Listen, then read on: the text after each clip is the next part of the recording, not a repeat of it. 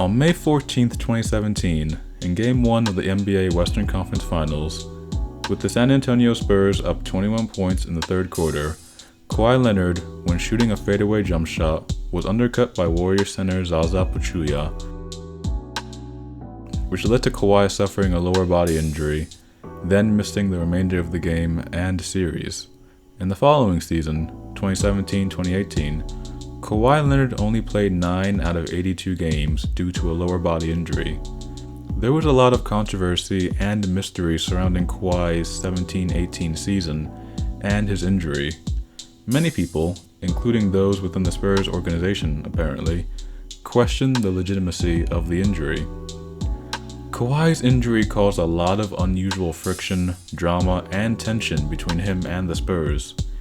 We may never really know what happened behind the scenes, but regardless, this whole injury controversy led to Kawhi's camp requesting a trade from the Spurs, a team he had spent his entire career on up to that point, went to multiple finals with, and won a championship and finals MVP with, and at one point said he would like to retire with them.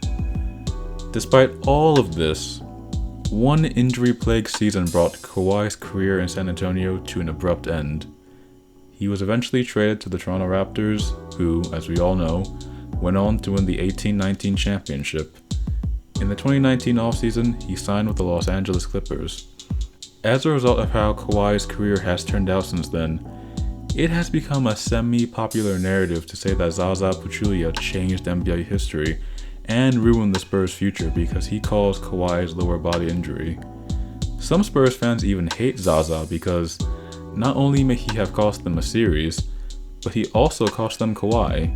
However, what the people who perpetuate this narrative don't understand is that the injury Kawhi suffered here is a different injury than the one that kept him out for most of the following season. Zaza injured Kawhi's ankle. He missed the following season with an injured quad.